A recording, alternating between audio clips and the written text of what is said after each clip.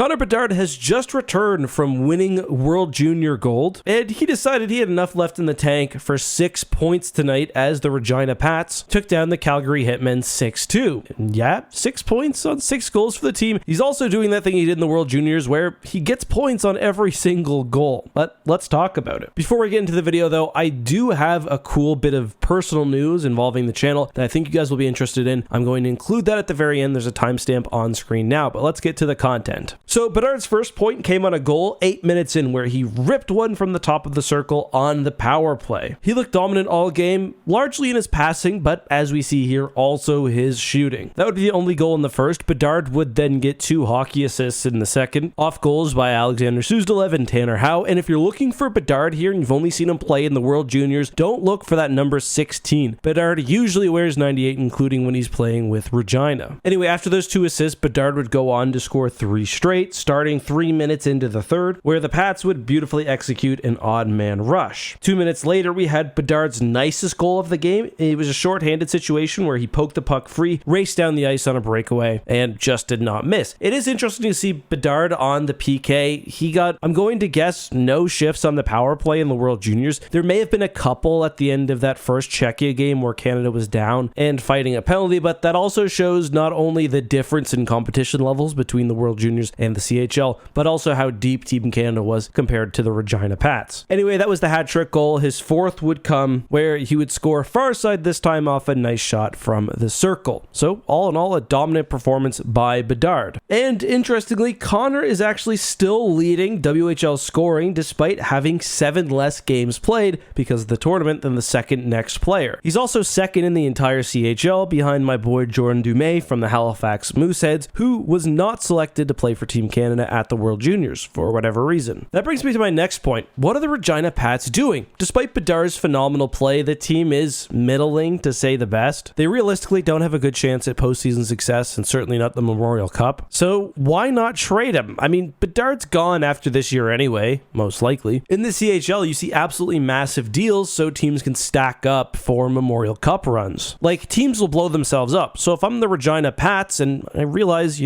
don't have much of a chance this year, I'm trading Bedard and securing my future. I mean, look at this trade sheet between the Kamloops Blazers, who are going for Memorial Cup run, and the Everett Silvertips. The Blazers got Olin Zellweger and Ryan Hoffer, Zellweger being the main piece there, I would say. And in return, they gave up 4 players, 4 first-round draft picks, and 10 picks in total. Just massive stuff. So yeah, I would be considering that if I were holding Bedard's rights. And we're also going to see a trade involving Shane Wright too very soon. And for those wondering, that doesn't affect anything on the NHL level, just within the CHL. All right, so I teased at the beginning of the video that I do have some cool news. I was actually lucky enough after applying to get media accredited for my local CHL team, the Halifax Mooseheads. I've been thinking about how to make content, and I think I'm going to do kind of a mix of things. I know a lot of you aren't interested in CHL videos generally unless they're big plays or big players like Bedard, but there's a lot of really interesting stuff that goes on in the league. So I think what I might do is add a CHL or a Moosehead minute at the end of some of my NHL videos. You can totally skip them, of course, if you want to. It'll be after the main content where I'll talk about games, highlights, maybe moments, kind of like what the culture is like in Halifax, which, as many of you saw in the World Juniors, is a huge city for junior hockey. I think it'll just be a fun little extra bit of content that you guys will get, and I'll have a cool perspective. So if you've got any ideas, let me know what you think down below. But I'll see you soon.